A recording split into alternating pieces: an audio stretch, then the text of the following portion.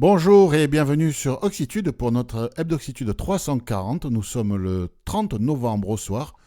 Et pour faire le tour de l'actu nouvelles technologies et accessibilité cette semaine, eh bien, Fabrice et Stéphane sont de la fête. Bonsoir les amis, Et vous allez bien? bonsoir. Bonsoir. Nickel. Bon, super. Bon, la grande forme, tout va Ouais, bien. Ouais. c'est Noël qui s'approche. Oui, Une bonne période. plus que 20. Ça fait longtemps qu'on avait réuni ce duo. Ça c'est C'est la première fois, je Oui, crois. c'est assez vieux. assez vieux, hein. Ouais. Ouais. Ouais. Voilà, donc oui, ça tourne, on est nombreux, donc ça permet de Il panacher. boulegue et ça tombe. Voilà, je panache. Et ouais. C'est pas toujours évident de composer les équipes, hein, parce que Ah ben non. il y en a un qui est pas là, puis l'autre qui peut pas, et puis Et ouais. toi t'étais là la semaine dernière, mais bon, on y arrive, on y arrive. Avant d'attaquer le podcast, restez à l'écoute. J'ai une application en coup de cœur que je vous présenterai en fin d'épisode.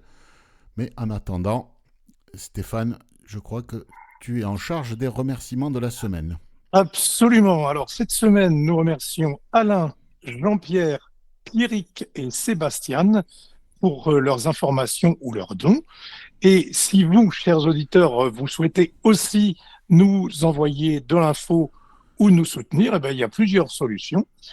Pour nous contacter, vous pouvez soit remplir le formulaire en ligne sur le site d'Oxitude ou nous joindre à l'adresse contact@oxitude.org.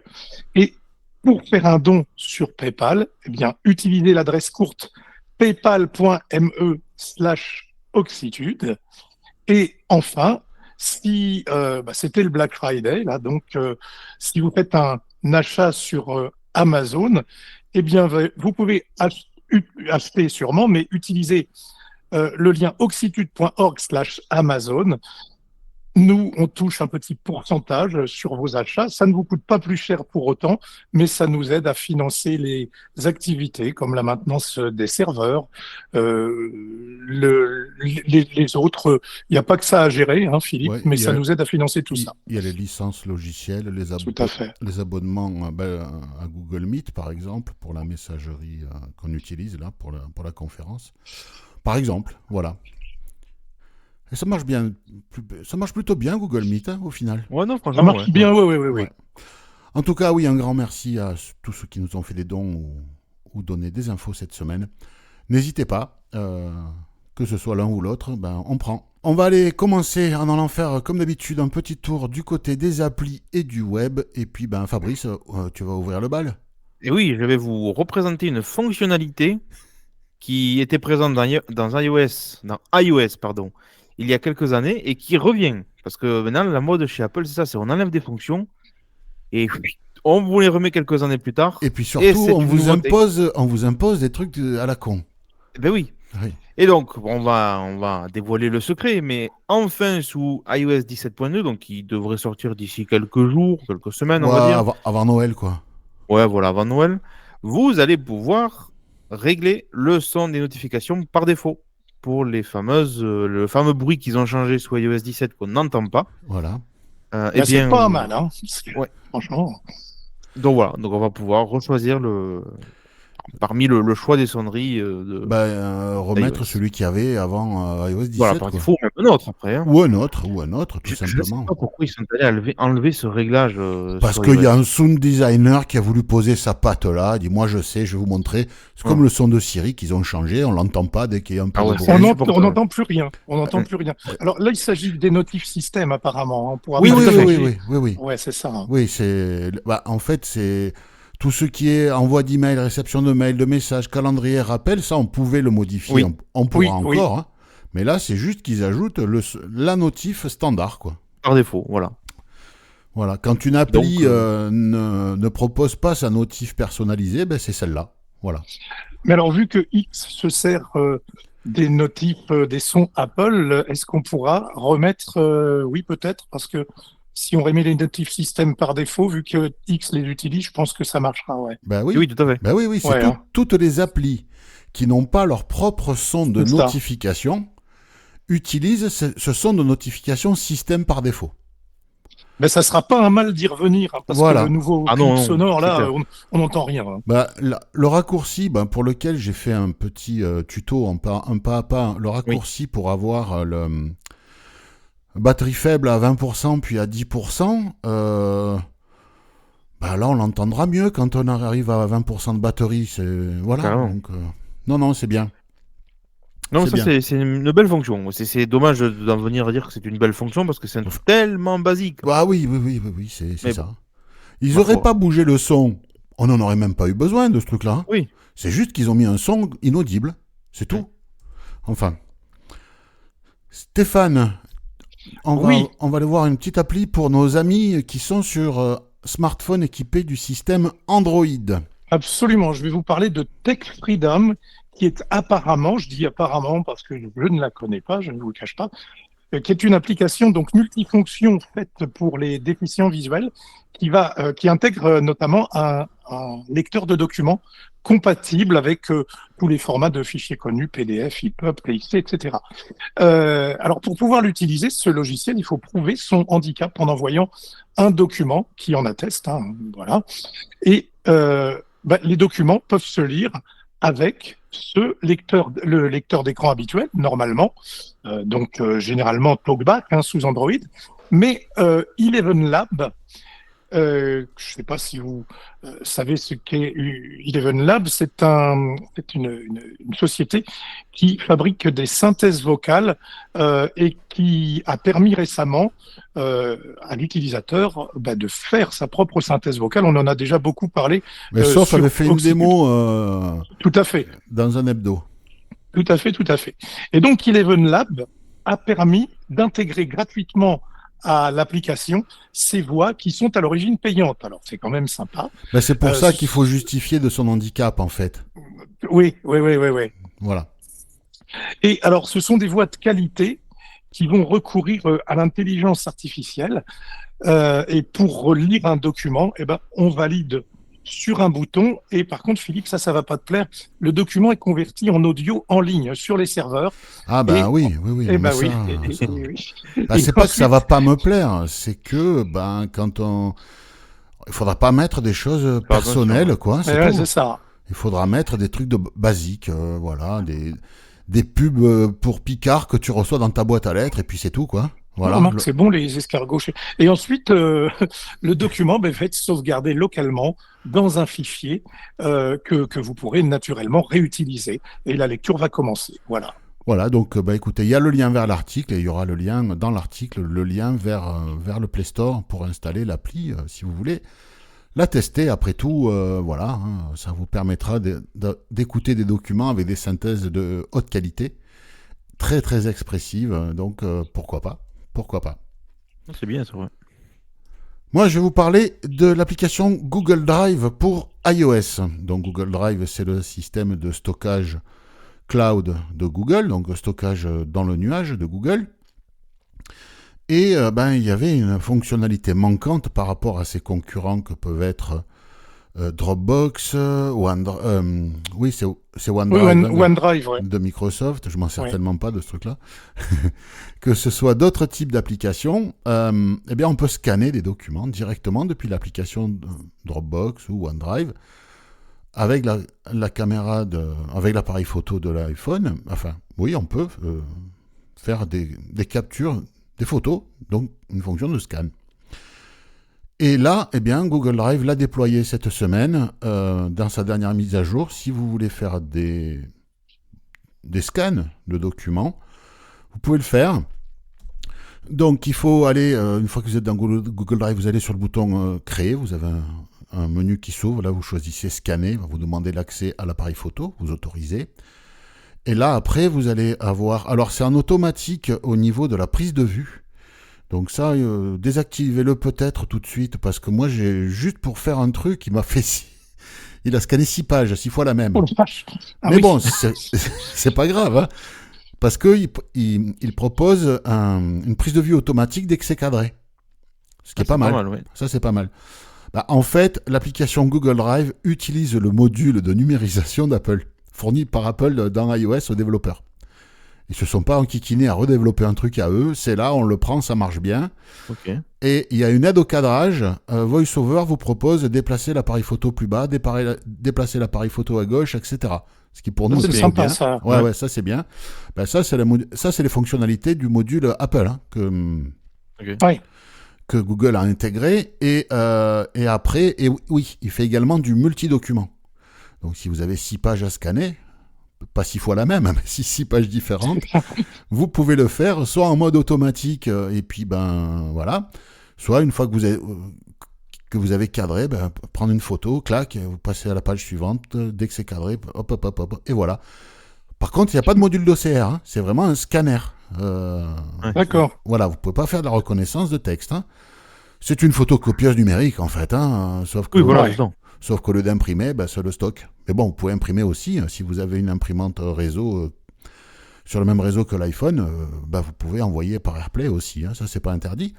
Mais Les voilà. browsers marchent très bien, par exemple. Oui. Moi, Et, j'en suis très content. Ah oui, oui. et le logiciel est très accessible, en plus. Donc, Ben, mais là, tu vois, tu passes même pas par le logiciel parce que tu passes par la feuille Oui, de bien sûr. partage. AirPrint, ouais. ouais. Ouais. Donc, tu n'as même Mais pas tu besoin vois, de passer par là. le cadrage, c'est bien cette histoire, parce que si tu prends, sauf erreur de ma part, VDScan, un Voice Dream Scanner, bah, le cadrage, il est pas, ça le fait pas. Ben, si, tu as les sons. Ouais, mais t'as les sons, c'est ça.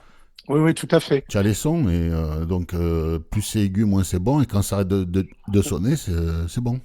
Mais là, si VoiceOver dit à gauche, à droite, ça Ouais, peut être sympa. monte la Ça guide, caméra. ouais. Voilà, Ça guide mieux, je trouve. un guide vocal, c'est ça. Ouais. Non, c'est bien. On va rester chez Google, mais là, concurrent à Oui. ChatGPT, Fabrice. C'est ça. C'est Google Bard, vous savez, comment on peut appeler ça d'ailleurs? Bah, Un c'est assistant. l'intelligence artificielle générative, Voilà. conversationnelle. Voilà, c'est ça. De Google. Et un peu comme ChatGPT, voilà, qui vous pouvez discuter avec, lui poser des questions. Et donc, du coup, Google Bard a intégré la gestion des vidéos YouTube.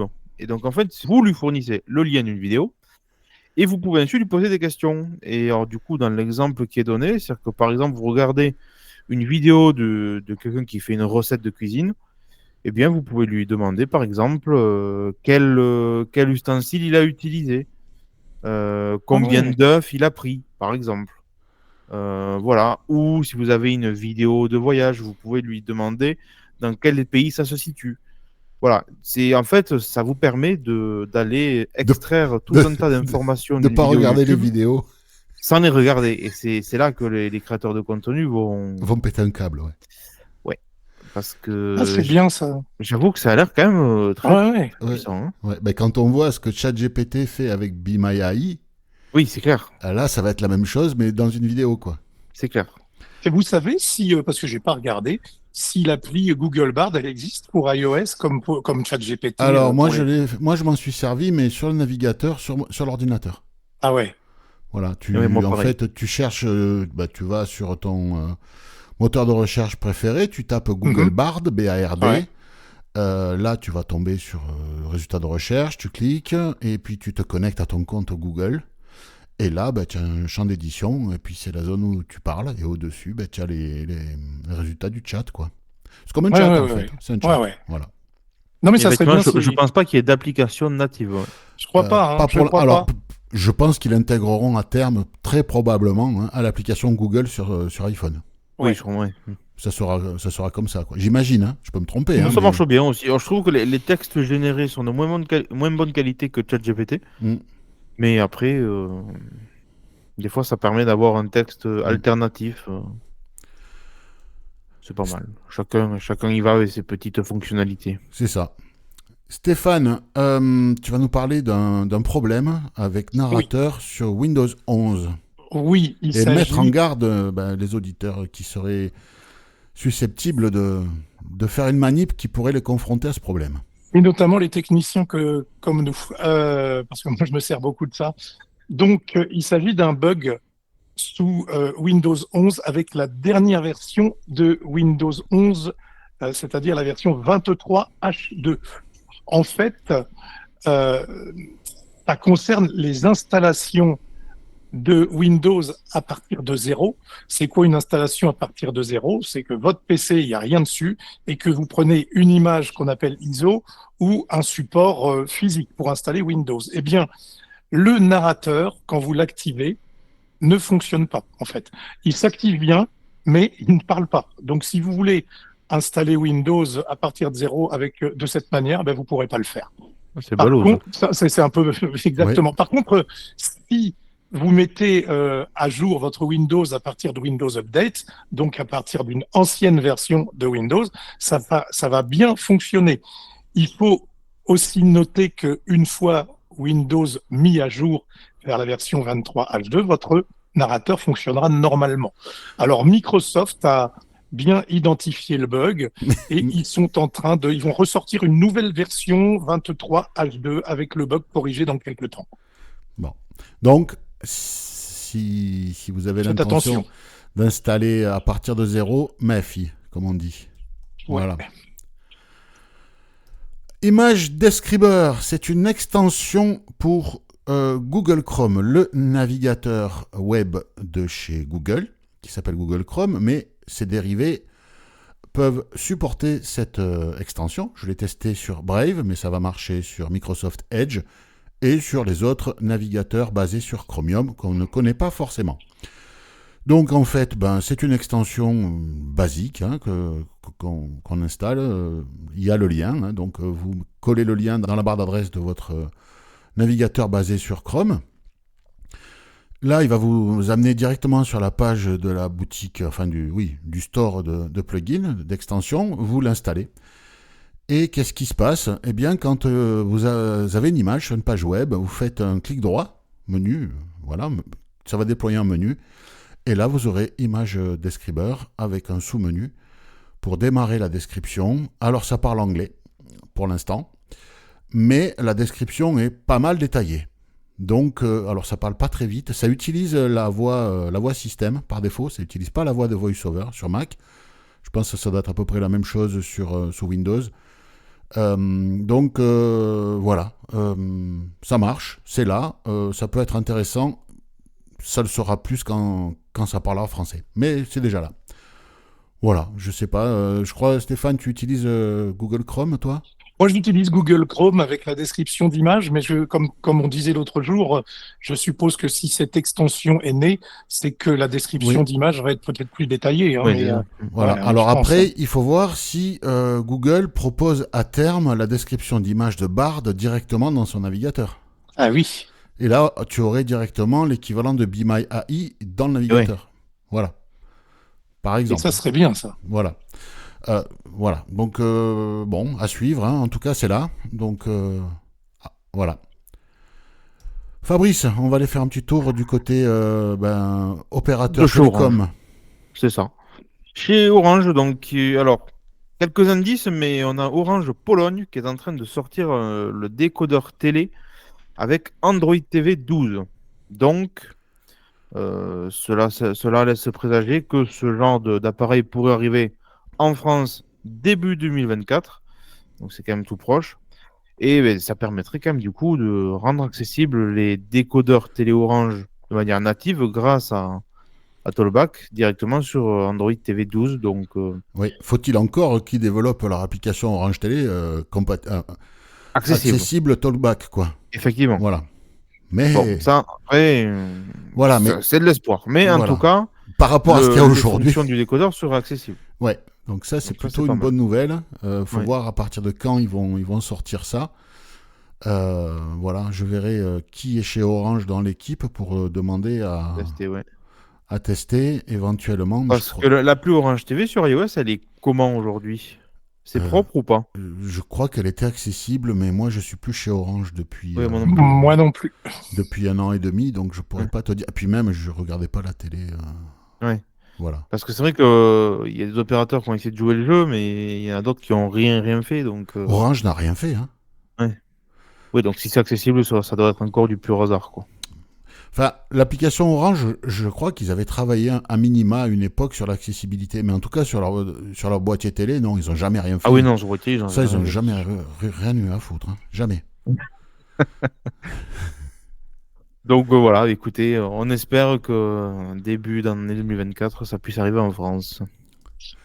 Ça avance, hein, ça met 10 ans, mais ça, Ouais, enfin, ça, non, ça met pas 10 ans, ça met 20 Bah, ans. c'est là, ils l'ont facile pour le coup, hein. Non, mais ça met 20 ans. Moi, ça met 20 ans, ouais. la première box que j'ai eue triple play, c'est la Freebox V3, qui a vraiment été la première grand public Ouais. commercialisée à grande échelle. C'était en 2003.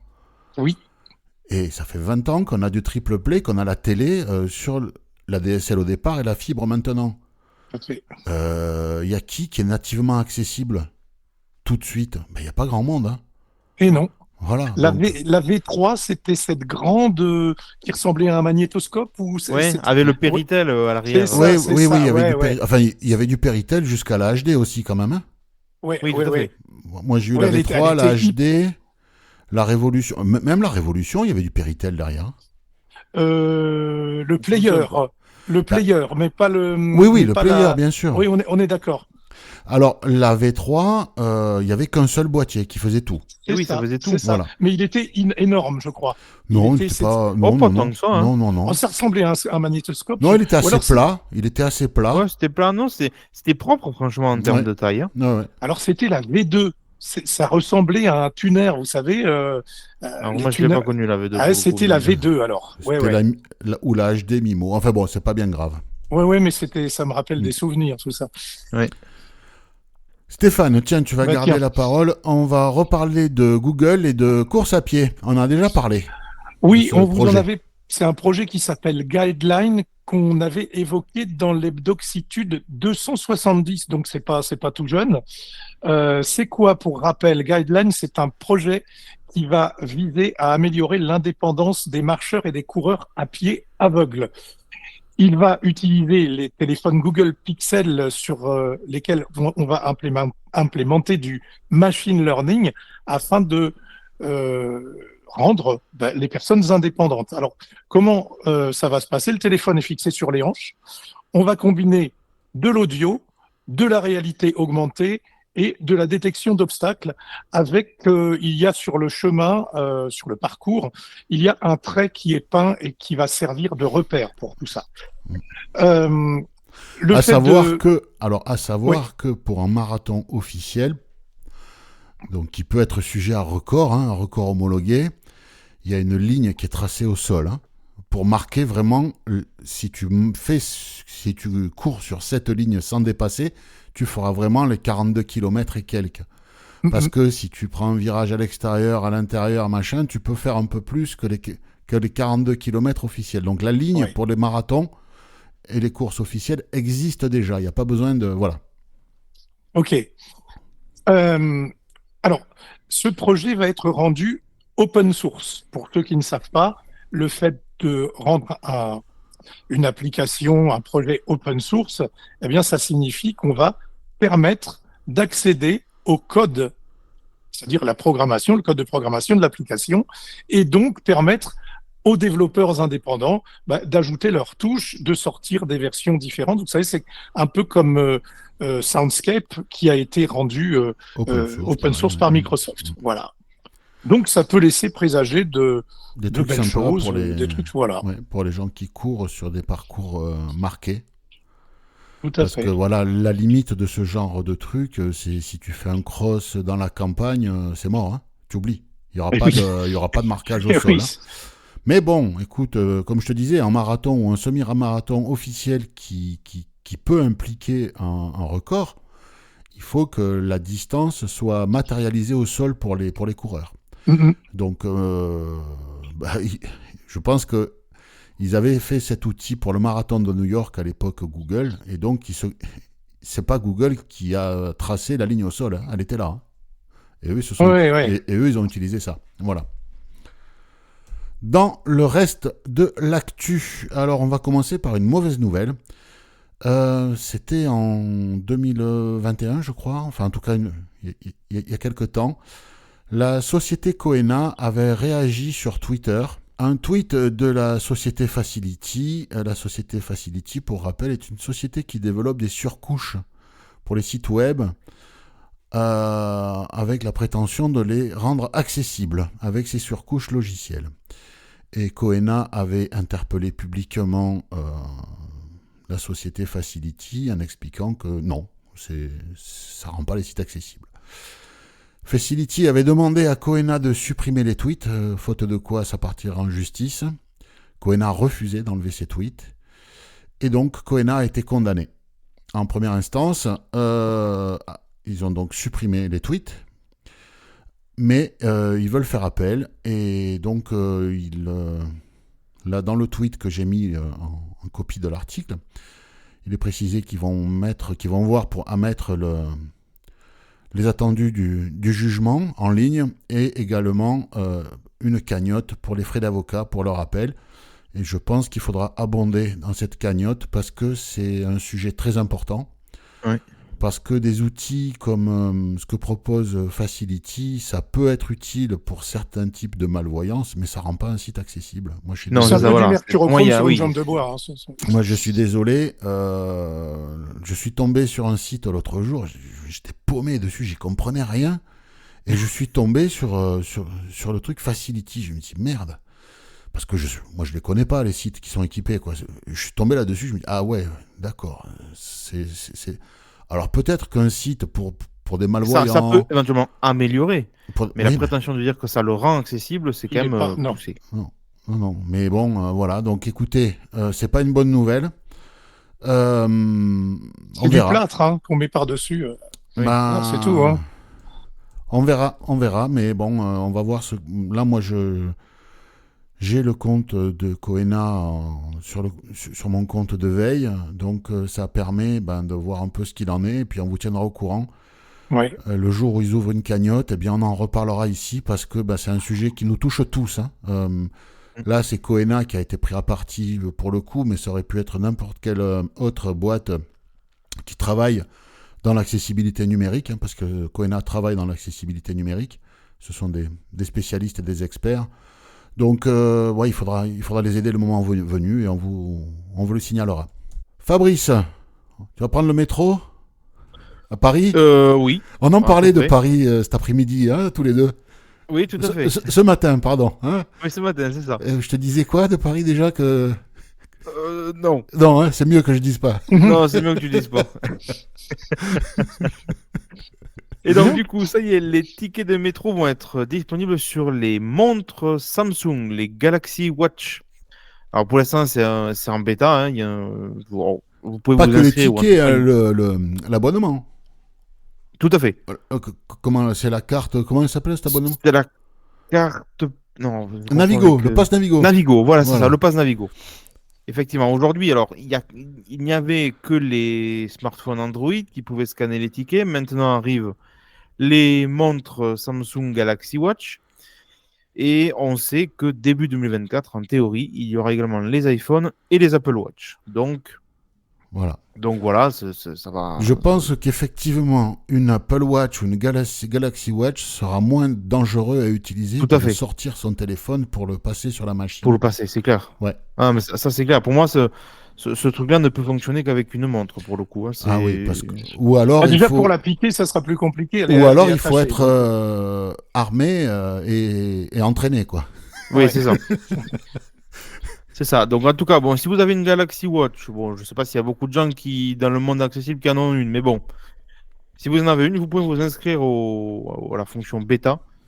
Et apparemment, vous pouvez tester cela. Et ça sera déployé début 2024, probablement en même temps que les iPhones et que les Apple Watch. Donc, tant mieux. Très bien. Voilà. À suivre. C'est une bonne chose. C'est une bonne chose que ça soit ailleurs que sur les smartphones. Oui. Stéphane, on va revenir sur... Ça fait 3 fois qu'on en parle, c'est 3 fois que ça tombe sur toi. C'est exactement. Donc Philippe, il m'a dit fais court sur le sujet parce que il sait que je suis bavard et voilà. Donc si je vous ressors tout, ça va encore prendre 10 plombes. Donc on va faire court. Alors, le gouvernement va entériner l'ordonnance qui vise à contrôler l'accessibilité des sites des administrations publiques à compter de 2024. En fait, il s'agit, je vous le rappelle, de l'ordonnance numéro 2023-859 dont je vous avais parlé aux environs du 6 septembre 2023. Et cette ordonnance, elle a été ratifiée dans le cadre de la semaine pour l'emploi des personnes handicapées qui a eu lieu il n'y a pas très longtemps. Cette ordonnance, pour rappel, elle vise à renforcer les sanctions des manquements et des obligations d'accessibilité des services de communication qui est prévue dans la loi du 11 février 2005. C'est cette fameuse loi pour les personnes en situation de handicap, Philippe, n'est-ce pas? Ouais, Alors, par contre, oui, ça ne concerne pas les personnes handicapées. C'est ça. Voilà. J'aime bien. Alors, la sanction, c'est quoi? C'est une amende qui s'élève à 50 000 euros. Et il s'agit des sites de communication. Quant aux démarches essentielles, elles, ça sera pour le 31 décembre 2025. Vous avez encore le temps de merder. C'est voilà. ça. Bon. J'ai fait court, Philippe. Oui, c'est très bien. Bon, d'accord. Je t'en remercie. Non, je voulais le savoir. Mon coup de cœur. Voilà. Est-ce que vous aimez la farine d'insectes dans vos aliments? Ah non. Je sais pas, je vais m'égoûter. Alors, peut-être que ou alors, vous je le n'êtes sais pas. pas au courant, mais l'Union européenne a autorisé, il n'y a pas eu beaucoup de battage médiatique là-dessus, mais les industriels de l'agroalimentaire à inclure des farines d'insectes dans les aliments. Alors, c'est représenté sous forme de E quelque chose, le colorant E truc, le colorant E machin, et là, c'est un additif E quelque chose. Donc, si vous ne voulez pas forcément que vos pâtes machin zani contiennent de la farine de criquet ou de la farine de verre de farine séché, eh bien, c'est quand même intéressant de savoir si la boîte qu'il y a dans votre placard, si votre paquet de pâtes, si vos biscuits préférés, vos petits beurres préférés, si vos chips préférés ne contiendraient pas cette saloperie. Eh bien, il y a plusieurs applications qui existent pour tester ce truc-là. Moi, j'en ai trouvé une qui s'appelle Food Checker. Alors, elle parle anglais, mais c'est un anglais basique, très simple. Il y a un onglet en bas pour scanner. On scanne le code barre, et là, on a le résultat en anglais, et ça vous dit si ça contient ou pas ces saloperies. Donc, si ça contient ou pas de l'insecte. Donc, en espérant que l'application Yuka, qui est pas mal accessible, propose cette fonctionnalité bientôt, parce que ça permet d'avoir qu'une seule application pour tester tout ça, pour savoir, parce que pour vous dire s'il y a trop de sucre, trop de gras, trop de sel, des additifs dangereux, c'est très bien, mais là, on aimerait être informé à propos de ces saloperies. Voilà, donc en attendant que Yuka l'intègre, vous pouvez installer cette appli, c'est gratuit et ça marche plutôt pas mal. Et moi, à la maison, ma femme a scanné tous les placards. Et ça va, on n'avait rien, on n'avait pas de farine de criquet dans les pâtes.